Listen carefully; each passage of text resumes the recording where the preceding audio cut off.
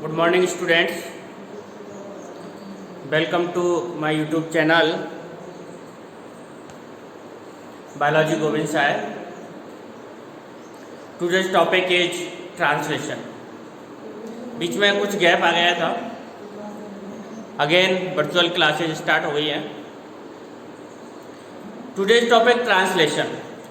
इस टॉपिक्स को पढ़ने से पहले हमने ट्रांसक्रिप्शन, रेप्लिकेशन के बारे में डिटेल से और बहुत ही अच्छी तरह से पढ़ा. ट्रांसलेशन का जो टॉपिक है इसके अंदर हमने टीआरएनए के स्ट्रक्चर के बारे में भी क्लोवर लीफ मॉडल को डिस्कशन किया. Protein synthesis during translation. Replication में डीएनए से डीएनए का फॉर्मेशन होता है. ट्रांसक्रिप्शन में डीएनए से आरएनए का फॉर्मेशन होता है. टीआरएनए, एमआरएनए, आरआरएनए, 3 टाइप्स के आरएनए फॉर्म होते हैं during transcription. In this topic translation, यानी ट्रांसलेशन के अंदर प्रोटीन का फाइनली सिंथेसिस हो जाता है, जो कि सेंट्रल डॉगमा थ्योरी थी. उसका फाइनल प्रोडक्ट क्या था? Protein synthesis. अगेन रिकॉल करो एक बार.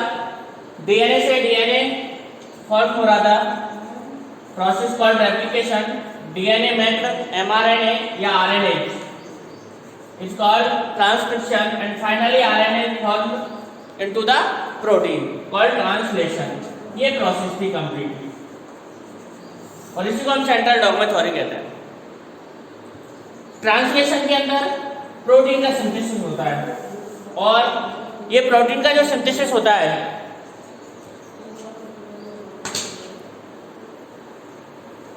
वो अमीनो एसिड्स की हेल्प से होता है. ट्रांसक्रिप्शन के दौरान जितने भी आरएनए का फॉर्मेशन हुआ वो सभी ट्रांसलेशन के दौरान काम आएंगे. तो सबसे पहले तो हमें यही समझना है कि व्हाट इज ट्रांसलेशन. तो ट्रांसलेशन क्या है? द फॉर्मेशन ऑफ प्रोटीन का फॉर्मेशन. और ये हमें ऑलरेडी पता होना चाहिए कि प्रोटीन बायोमॉलिक्यूल्स है, यानी ये पॉलीमर ऑफ अमीनो एसिड्स है. मैनी अमीनो एसिड्स, बहुत सारी अमीनो एसिड्स की यूनिट जब लिंक हो जाती है तो इसको बोलते हैं हम प्रोटीन. ये कोई अमीनो एसिड्स है, इस प्रकार से ये लिंक हो रही है क्योंकि जो प्रोटीन होता है वो कॉम्प्लेक्स मॉलिक्यूल होता है अमीनो एसिड्स का. और ये जॉइंट, 2 अमीनो एसिड जब जॉइंट होते हैं तो इनके बिटवीन बनने वाला बॉन्ड पेप्टाइड बॉन्ड कहलाता है. इन सभी के बारे में हम डिटेल से इसी टॉपिक के अंदर डिस्कशन करेंगे. तो it refers to the process of polymerization of amino acids. ये बताया था मैंने, यानी अमीनो एसिड्स का पॉलीमराइजेशन हो रहा है, इट मींस प्रोटीन फॉर्म हो रहा है. तो it refers to the process of polymerization of amino acids to form polypeptide bond, है ना, जिसमें हमें किसका फॉर्मेशन होता है? पॉलीपेप्टाइड बॉन्ड का. यानी मेनी अमीनो एसिड्स जब बाइंड होती है टू ईच अदर तो उनके बिटवीन बनने वाला बॉन्ड क्या कहलाता है? ये पॉलीपेप्टाइड बॉन्ड कहलाता है. एक बॉन्ड को हम पेप्टाइड बॉन्ड बोलेंगे और जब यही बॉन्ड मेनी अमीनो एसिड्स के बिटवीन होगा तो इसे पॉलीपेप्टाइड बॉन्ड कहेंगे. ठीक है, polypeptide bond, peptide bond, polypeptide bond. तो ये बात समझ में आई आप लोगों के कि यहाँ पर कौन सा बॉन्ड का फॉर्मेशन हो रहा है? पेप्टाइड बॉन्ड का फॉर्मेशन हो रहा है. और बहुत सारे अमीनो एसिड्स है तो इसलिए जो बॉन्ड बन रहा है उसको हम कौन सा बॉन्ड कहेंगे? Polypeptide bond. तो इट इज क्लियर कि इसके अंदर अमीनो एसिड्स की पॉलीमराइजेशन होती है और एक बॉन्ड का फॉर्मेशन होता है जिसे पॉलीपेप्टाइड बॉन्ड कहा जाता है. The order and sequence of amino acids. जब हमने जेनेटिक कोड के बारे में डिस्कशन किया तब हमने ये बताया था कि वहां पर जो 64 कोडॉन्स थे उनमें से 61 कोडॉन 20 अमीनो एसिड्स को कोड करते हैं. तो उन अमीनो एसिड्स का जो कोड है और उनका जो सीक्वेंस है, ऑर्डर और सीक्वेंस अमीनो एसिड्स का, वो एमआरएनए के कोडॉन पर डिपेंड करता है. यानी बनने वाली जो अमीनो एसिड्स है ये एमआरएनए है. क्लियरली देख लो, ये जो इस कलर का आपको दिख रहे हैं ये आरआरएनए की 2 सब यूनिट है और ये टीआरएनए. तीनों आरएनए काम आ रहे हैं, एमआरएनए, आरआरएनए एंड टीआरएनए. इसको एमआरएनए कहेंगे, एमआरएनए है ये.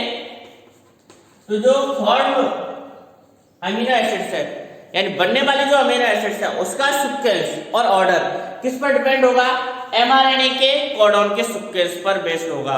यानी एमआरएनए पर जो सीक्वेंस होगा वही सीक्वेंस बनने वाली amino acids it means protein का होगा। और एट फर्स्ट जो फर्स्ट अमीनो एसिड्स है वो ऑलवेज कौन सी होगी, मेथियोनिन, क्योंकि जो एमआरएनए का जो कोडॉन है एयूजी वो ट्रांसलेशन की प्रोसेस को इनिशिएट करता है। तो फर्स्ट अमीनो एसिड्स कौन सी होगी, मेथियोनिन होगी। तो इस बात को क्लियरली समझ लो कि जो हमारी पॉलीपेप्टाइड चेन है, पॉलीपेप्टाइड यानी प्रोटीन की जो चेन है उस पर अमीनो एसिड्स का ऑर्डर एंड सीक्वेंस किसके अकॉर्डिंग होता है, एमआरएनए के अकॉर्डिंग होता है। एमआरएनए का जो कोडॉन होता है उसी के अकॉर्डिंग अमीनो एसिड्स का सीक्वेंस होगा प्रोटीन के अंदर। These amino acids are joined by bond, है ना। ये तो हम बता ही तो क्या आप लोगों को कि ये अमीनो एसिड्स किससे जॉइंट होते हैं, पेप्टाइड बॉन्ड से जॉइंट होते हैं। लेकिन जॉइंट होने के लिए अमीनो एसिड्स के लिए जो बॉन्ड फॉर्म हो रहा है उसके लिए लॉट ऑफ एनर्जी की नेसेसरी होती है और ये एनर्जी एटीपी के रूप में कंज्यूम होती है। एटीपी किस रूप में कंज्यूम होती है, एटीपी के रूप में। तो अभी आप लोगों ने समझा कि ट्रांसलेशन की प्रोसेस क्या है, पॉलीमराइजेशन ऑफ अमीनो एसिड्स, और प्रोटीन के जो अमीनो एसिड्स का ऑर्डर एंड सीक्वेंस है वो किसके बेस होता है, एमआरएनए के अकॉर्डिंग होता है। एंड अमीनो एसिड्स के बिटवीन बनने वाला बॉन्ड पेप्टाइड बॉन्ड कहलाता है और इस बॉन्ड को फॉर्म करने के लिए एक लॉट ऑफ एनर्जी की आवश्यकता होती है और उस लॉट ऑफ एनर्जी को कौन प्रोवाइड करता है, ATP. It means first process के अंदर क्या होगा कि जो हमारा टीआरएनए है उसके साथ अमीनो एसिड्स बाइंड होगा, तभी तो इनिशिएट होगा ये पेप्टाइड बॉन्ड का फॉर्मेशन। अमीनो एसिड से अमीनो एसिड बाइंड होगा। तो ये प्रोसेस कैसे स्टार्ट होती है, एट फर्स्ट सबसे पहले जो अमीनो एसिड्स है वो टीआरएनए के साथ बाइंड होता है with the help of ATP energy, जिससे बनने वाला जो कॉम्प्लेक्स है वो कहलाएगा हमारा चार्जिंग ऑफ टीआरएनए या एमिनो एसिलेशन ऑफ टीआरएनए। जब ट्रांसलेशन की प्रोसेस स्टार्ट होगी तो फर्स्ट प्रोसेस के अंदर ये आरएनए जितने भी टाइप्स के थे सबका फॉर्मेशन सेल के अंदर न्यूक्लियस के अंदर हुआ और ये देन कंप्लीट जो आरएनए है फॉर्म आरएनए, टीआरएनए, एमआरएनए और आरएनए, अब ये सेल के न्यूक्लियस से कहां पर आ गए, यानी इनका ट्रांसक्रिप्शन की प्रोसेस यहां पर हुई थी और ये यहां से फॉर्म होकर के साइटोप्लाज्म के अंदर आ जाता है, आरआरएनए, एमआरएनए एंड टीआरएनए। तो ट्रांसलेशन स्टार्ट करने के लिए सबसे पहले टीआरएनए की स्ट्रक्चर को हमने देखा था, सरफेसली मैं बता देता हूं इस प्रकार की स्ट्रक्चर थी टीआरएनए की। ये टीआरएनए की स्ट्रक्चर थी, टीआरएनए की स्ट्रक्चर ये थी ना। तो इसके अंदर ये एंटीकोडॉन सरफेस होती है और इधर ये बाइंडिंग साइड होती है अमीनो एसिड्स की। तो इस साइड पर अमीनो एसिड्स बाइंड होते हैं और यहाँ पर एंटीकोडॉन होता है। ये एंटीकोडॉन ही पहचान करते हैं एमआरएनए पर कोडॉन की, यानी इस पर अगर कोडॉन कौन सा होगा, ए ट्रिपल ए होगा एंटीकोडॉन। तो इट मींस ये किसको रिकॉग्नाइज करेगा, एमआरएनए के ट्रिपल यूए कोडॉन को। तो एंटीकोडॉन टीआरएनए के एंटीकोडॉन होते हैं जो कि कॉम्प्लीमेंट्री होते हैं एमआरएनए के।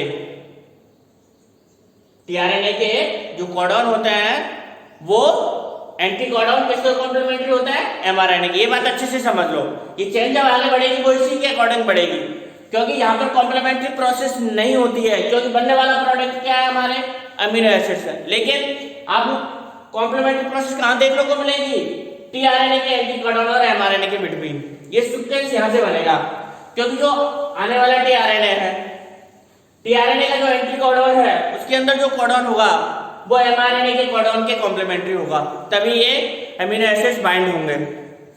तो फर्स्ट प्रोसेस के अंदर हमने देखा था कि ये टीआरएनए इसकी एक्सेप्टर साइड होती है और यहाँ पर कौन बाइंड हो जाता है, अमीनो एसिड्स। और इस प्रकार का टीआरएनए चार्जिंग टीआरएनए या अमीनो एसिलेशन ऑफ टीआरएनए कहलाता है। तो पहला स्टेप समझ में आया होगा सभी के, उम्मीद करता हूं कि फर्स्ट स्टेप्स के अंदर जो अमीनो एसिड्स है वो इनएक्टिव फॉर्म के अंदर रहते हैं, ये बाइंड हो जाते हैं टीआरएनए के साथ, और इस प्रकार का जो टीआरएनए है वो चार्जिंग या अमीनो एसिलेशन ऑफ टीआरएनए कहलाता है, और इसके लिए लॉट ऑफ एनर्जी एटीपी के रूप में कंज्यूम होती है। तो ये टीआरएनए का काम हो गया, यानी टीआरएनए ट्रांसफर, आरएनए जो कि अमीनो एसिड्स को लाने का काम करेगा। तो अमीनो एसिड्स को तो लाएगा तब ना जब वो उसके साथ बाइंड होगा। तो फर्स्ट प्रोसेस के अंदर साइटोप्लाज्म के अंदर जो टीआरएनए है वो अमीनो एसिड्स के अंदर बाइंड हो जाता है। बाइंड हो गया, इसके लिए एनर्जी की आवश्यकता थी जो कि एटीपी के रूप में हमें ऑब्टेन हो गई। नेक्स्ट, जब ये एनर्जी से हमें एटीपी के रूप में कंज्यूम हो गई, पेप्टाइड बॉन्ड का फॉर्मेशन बन गया, तो यहाँ पर एक कैटालिस्ट की भी आवश्यकता होगी और उस कैटालिस्ट के रूप में काम कौन करेगा? राइबोसोम और आरएनए। तीनों आरएनए का फंक्शन यहाँ पर क्लियर है। TRNA to bring amino acids को लाने का काम करेगा। जो हमारा राइबोसोमल आरएनए, जो मैंने इसको 2 सब यूनिट्स के रूप में पाया जाता है इस प्रकार से, ये राइबोसोमल आरएनए जो कैटालिस्ट के रूप में काम करेगा, यानी ये पेप्टाइड बॉन्ड फॉर्मेशन के लिए नेसेसरी है। तो सेकेंड, राइबोसोम्स, इनको हम प्रोटीन फैक्ट्री भी कहते हैं। राइबोसोम्स को these are protein factory of the cell. Cell की प्रोटीन फैक्ट्री कौन कहलाती है? राइबोसोम कहलाती है। तो ribosomes are cellular factory of protein. Protein की ये सेलुलर फैक्ट्री है। It consist of RNA and protein. तो राइबोसोम्स के अंदर हमने 11th क्लास के अंदर ये डिस्कशन किया था कि जो हमारे राइबोसोम्स रहते हैं उसके अंदर आरएनए एंड प्रोटीन्स पाए जाते हैं, क्योंकि प्रोकैरियोट्स के अंदर राइबोसोम और यूकैरियोट्स के अंदर राइबोसोम डिफरेंट टाइप्स के होते हैं। 70s types ribosome present in prokaryotic cell and 80s ribosome present in eukaryotic cell. यानी 70s टाइप्स के राइबोसोम प्रोकैरियोटिक सेल के अंदर पाए जाते हैं एंड 80s टाइप्स के राइबोसोम यूकैरियोटिक सेल के अंदर पाए जाते हैं।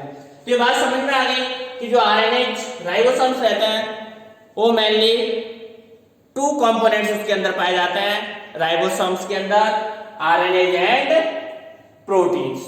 तो यहाँ पर जो हम आरएनए की बात करेंगे वो आरआरएनए, शॉर्ट में क्या बोलते हैं इसको?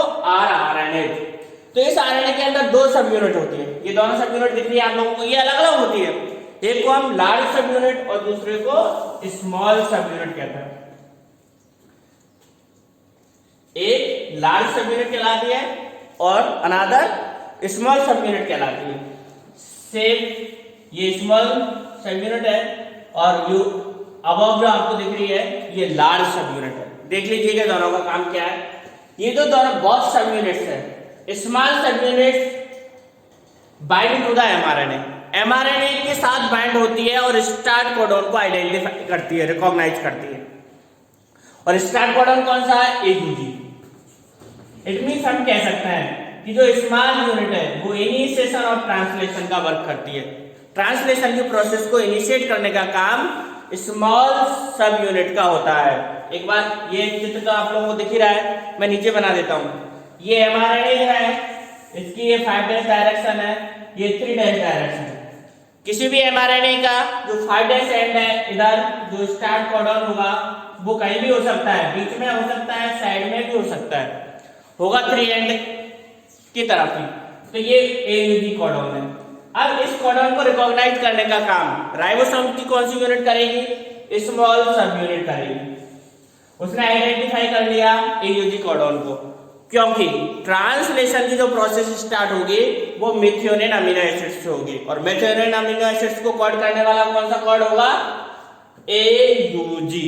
इट मींस अब प्रश्न मेरा ये है कि इसके टीआरएनए का एंटी कोडॉन क्या होगा? तो आप लोग समझ गए होंगे इसके टीआरएनए का एंटी कोडॉन कौन सा होगा, क्योंकि ए के साथ बाइंड कौन होता है? यू, ठीक है, और यू के साथ ए और जी के साथ सी, ठीक है, इट इज क्लियर। तो इस प्रकार टीआरएनए जिसका एंटी कोडॉन ये होगा वो इनिशिएशन टीआरएनए कहलाएगा। तो प्रश्न ये आ सकता है ना, दिमाग में रखना इस प्रश्न को। मैं एक बार और बता देता हूं।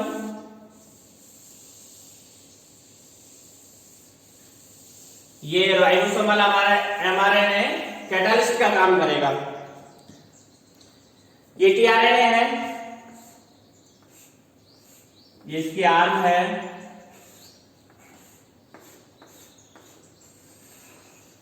तो हम कह रहे थे कि इनिशिएशन टीआरएनए कौन सा है? यहां पर अमीनो एसिड बाइंड होती है, तो इसके अंदर इनिशिएशन टीआरएनए वो होगा जिसके अंदर एंटी कोडॉन होगा। ए के साथ कौन बाइंड होगा? यू, और यू के साथ ए, एंड जी के साथ सी। तो ये इनिशिएशन टीआरएनए कहलाएगा, यानी ये ट्रांसलेशन के प्रोसेस को स्टार्ट करेगा। तो बात समझ में आ गई कि जो हमारी स्मॉल सब यूनिट है वो एमआरएनए पर किसको रिकॉग्नाइज करेगी, एयूजी कोडॉन को। ये इसको क्लियर कर देती है कि जो ट्रांसलेशन की प्रोसेस है वो एयूजी से स्टार्ट होगी। ये सर्चिंग का काम किसका हो गया, स्मॉल सब यूनिट का हो गया, then large sub unit. RNA के अंदर 2 यूनिट थी, ये लार्ज सब यूनिट है, it is large sub unit. इसके अंदर 2 साइड्स होती है, दोनों साइड्सों का काम अलग है, क्योंकि एक टीआरएनए जो चार्जिंग टीआरएनए है उसके अंदर सिंगल टाइप्स का एमिनो एसिड्स रहता है। 20 टाइप्स के एमिनो एसिड्स है, तो इट मींस आप लोग समझ गए होंगे कि कितने टाइप्स के एमिनो एसिड्स, कितने टाइप्स के टीआरएनए होंगे। यहाँ पर 20 टाइप के डिफरेंट टीआरएनए होंगे। इट मींस एमिनो एसिड्स के लिए टीआरएनए स्पेसिफिक होता है, एमिनो एसिड्स के लिए टीआरएनए स्पेसिफिक होता है। तो लार्ज जो सब यूनिट है उसके अंदर, लार्ज सब यूनिट के अंदर 2 साइड्स होंगी, एक को बोलेंगे ये acceptor side, acceptor side, and another होगी पेप्टाइड साइड, पेप्टाइड साइड, और फिर बाद में तो ये एग्जिट हो जाएगा। तो लार्ज सब यूनिट के अंदर कितनी साइड्स हो गई, 2 साइड्स हो गई। यानी एसेप्टर साइड्स के अंदर तो क्या होगा, टीआरएनए को एक्सेप्ट किया जाएगा और ये इस पर जब पेप्टाइड साइड पर ट्रांसफर हो जाएगा, देन यहाँ पर जो अमीनो एसिड्स है वो बाइंड हो जाएंगे इस प्रकार से और पेप्टाइड बॉन्ड का फॉर्मेशन हो जाएगा। देन टीआरएनए को एग्जिट कर दिया जाएगा एग्जिट साइड से। तो ये बात समझ में आ गई। तो यहाँ पर जो लार्ज सब यूनिट है इसके अंदर 2 सब यूनिट्स रहती है, एक टीआरएनए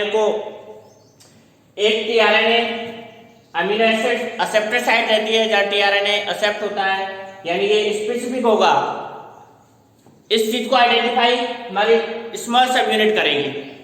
तो इन्होंने स्पेसिफिक टीआरएनए को आइडेंटिफाई कर लिया, एक्सेप्ट कर लिया, देन ये ट्रांसफर हो जाएगा पेप्टाइड साइड पर, और जब दोनों साइड पर टीआरएनए होंगे तो पेप्टाइड बॉन्ड का फॉर्मेशन हो जाएगा। और यहाँ पर कैटालिस्ट का काम कौन कर रहा है, वही राइबोसोमल यानी लार्ज सब यूनिट। तो दोनों यूनिट्स का वर्क समझ में आ गया होगा, मैं समझता हूं द वर्क ऑफ बोथ सब यूनिट्स। तो इस प्रकार से कौन से बॉन्ड का फॉर्मेशन हो रहा है, पेप्टाइड बॉन्ड का फॉर्मेशन हो रहा है और अनचार्ज टीआरएनए रिलीज कर दिया जाएगा एट लास्ट। तो सबसे पहले हमने टीआरएनए के बारे में पढ़ा ट्रांसलेशन के अंदर, आरएनए के बारे में पढ़ा, देन तीसरी बात हम एमआरएनए के बारे में डिस्कशन करेंगे।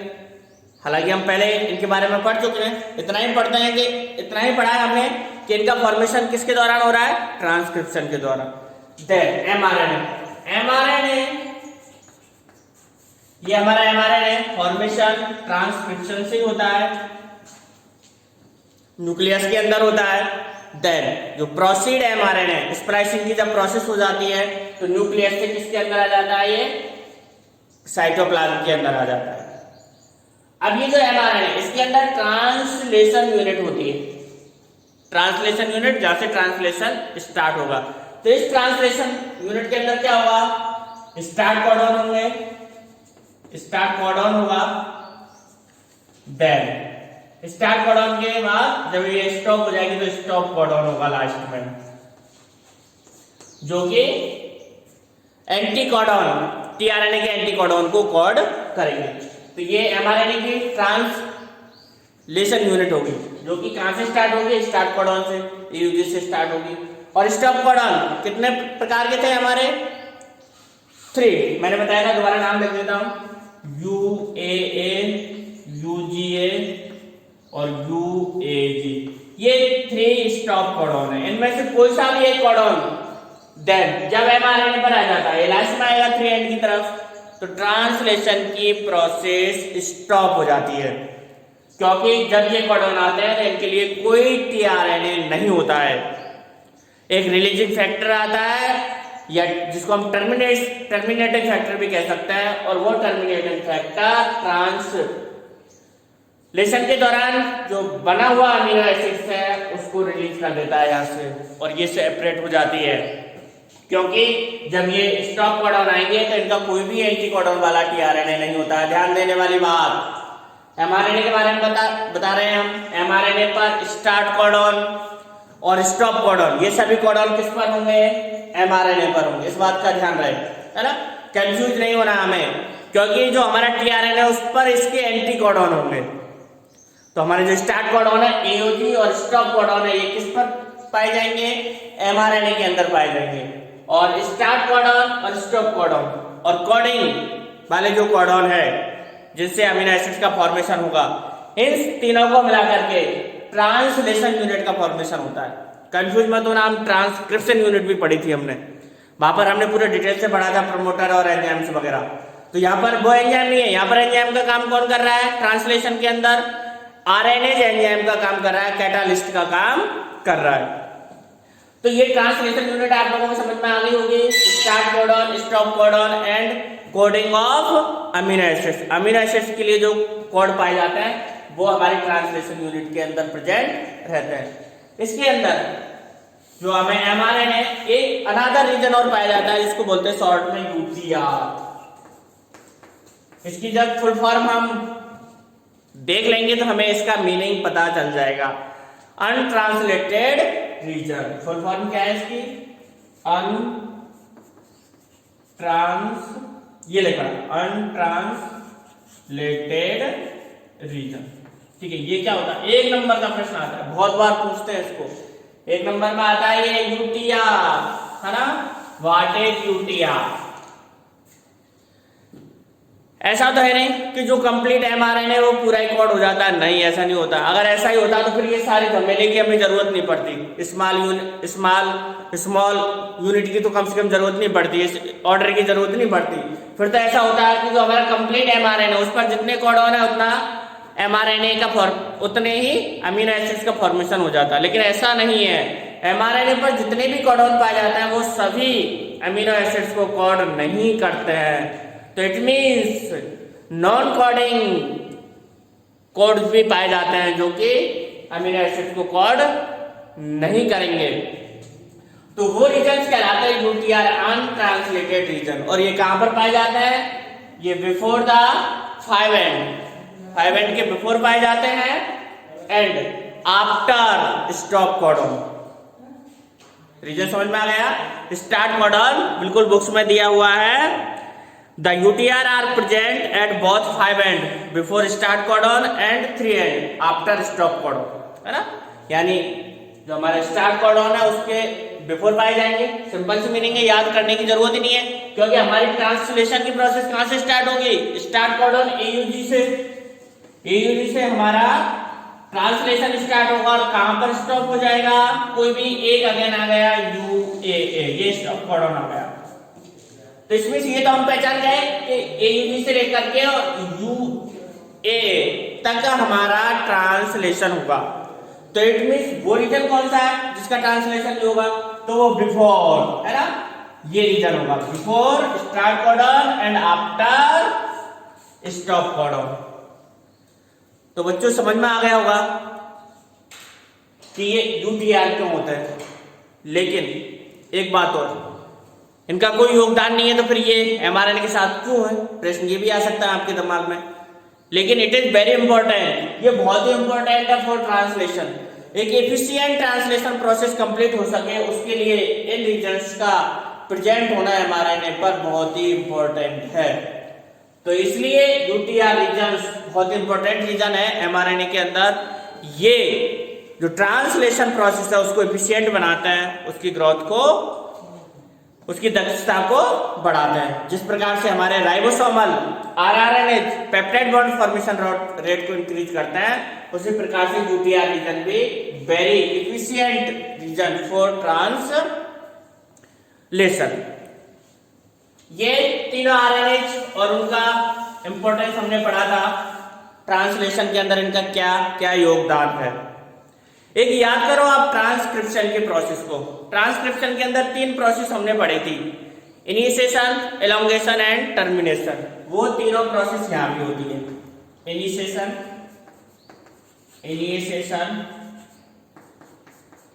Elongation and then termination.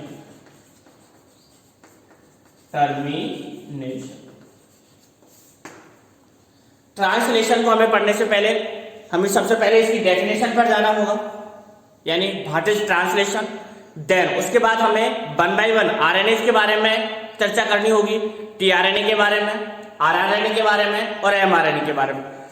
तीनों आरएनए के बारे में जब हम चर्चा कर लेंगे तब हमें ट्रांसलेशन की प्रोसेस कंप्लीट समझ में आ जाएगी। देन हम इसके तीनों प्रोसेस को फिर फाइनली एक एक लाइन में इनको कंप्लीट करेंगे। मेनली जब हमारा टीआरएनए, आरआरएनए और एमआरएनए कंप्लीट होगा देन ये प्रोसेस हमें पढ़नी होगी, इनिशिएशन। उन तीनों के अंदर ये प्रोसेस आ जाएंगे, इनके अंदर ज्यादा कुछ नहीं है, यानी इनिशिएशन। इनिशिएशन का काम कौन करता है? Methionine tRNA. ये कैसा टीआरएनए समझिएगा, यानी वो टीआरएनए जिसके साथ कौन सा अमीनो एसिड बाइंड हो रहा है? मैथियोनिन। और इसमें एंटीकोडॉन कौन सा होगा? यानी देखिएगा, मैं बना लेता हूं दोबारा से आगे इसका चित्र। यहां पर मैथियोनिन होगा एंड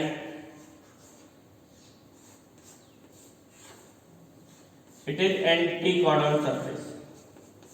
एयूजी स्टार्ट कोडॉन है, किस पर पाया जाएगा? एमआरएनए पर। तो इसका एंटीकोडॉन ये स्पेसिफिक रहता है, तो एयूजी का कॉम्प्लीमेंट्री कौन है? यूएसी। ये लो 3 ही बना देता हूं, कुछ फर्क नहीं पड़ेगा। यानी ये टीआरएनए जिसके अमीनो एसिड बाइंड होगा और एंटीकोडॉन यूएजी पाए जाएंगे। यूएजी नहीं, यूएसी। स्टॉप कोडॉन हो जाएगा, झमेला हो जाएगा कि सर यही स्टॉप कर दिया ना, क्योंकि जी के साथ सी कॉम्प्लीमेंट्री है ना। तो ये टीआरएनए ट्रांसलेशन के प्रोसेस को इनिशिएट करता है। जब इस प्रकार का methionine with tRNA bind to the acceptor site, acceptor site के साथ बाइंड हो जाएगा, तब टीआरएनए की प्रोसेस स्टार्ट हो जाएगी। देन अकॉर्डिंग टू जो हमारा स्मॉल सब यूनिट है, ये एमआरएनए की कोडॉन को रिकॉग्नाइज करता है, और अकॉर्डिंग टू द एमआरएनए के कोडॉन, एमआरएनए के कोडॉन के according another specific tRNA 1 by 1 acceptor side से आता है और फिर पेप्टाइड साइड पर आता है। इस प्रकार से एक कंटिन्यूअस एलोंगेशन प्रोसेस चलती रहती है। देन फाइनली जो रिलीजिंग फैक्टर है, फाइनली क्या हुआ? रिलीजिंग फैक्टर आता है। रिलीजिंग फैक्टर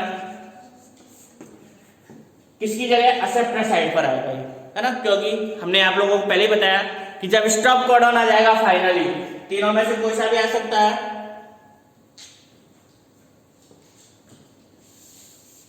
क्योंकि तीनों अलग अलग अपना कंप्लीट वर्क करते हैं। यूएए, यूजीए और यूएजी। तो इन 3 में से कोई भी जब एक कोडॉन एमआरएनए पर आ जाएगा तब इसका एंटी कोडॉन टीआरएनए पर नहीं होता है। It means acceptor side blank रह जाएगी और यहां पर कौन सा कोडॉन क्या आ जाएगा? रिलीजिंग फैक्टर आ जाएगी। रिलीजिंग फैक्टर जैसे यहां पर एक्सेप्टर साइड पर आएगा तो ये अमीनो एसिड से ये एग्जिट हो जाएंगे। देन ये रिलीजिंग फैक्टर अमीनो एसिड से एग्जिट कर देगा, इट मींस प्रोटीन का फॉर्मेशन कंप्लीट हो गया और यहाँ पर ये ट्रांसलेशन की प्रोसेस कंप्लीट हो जाती है। तो इस प्रकार से इसकी प्रोसेस में ज्यादा कुछ नहीं है, हमें 1 by 1 तीनों आरएनएज के बारे में पढ़ना है। सबसे पहले इसकी डेफिनेशन देखनी है, यानी डेफिनेशन क्या है? Polymerization of the amino acids to form peptide bond called translation. The sequence and order, याद रखो, the sequence of order of amino acids are defined by the sequence of base of mRNA। यानी mRNA के amino acids के, चूंकि जो mRNA के codon है उनके अकॉर्डिंग ही जो अमीनो एसिड्स है वो बाइंड होंगे, और इनको बाइंड करने के लिए एक लॉट ऑफ एनर्जी की आवश्यकता होती है जो कि हमें एटीपी के रूप में कंज्यूम होती है।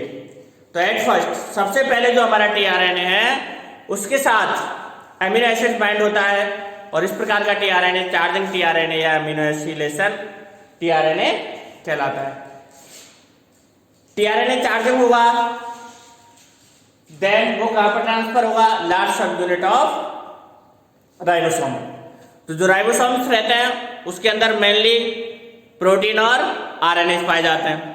तो आरएनए के अंदर दो यूनिट होती है, small sub unit and large sub unit. जो हमारा लार्ज सब यूनिट है वो स्ट्रक्चरल के साथ साथ कैटालिस्ट का भी काम करती है, यानी जब पेप्टाइड बॉन्ड फॉर्म होगा तो वहां पर कैटालिस्ट का काम कौन करेगा?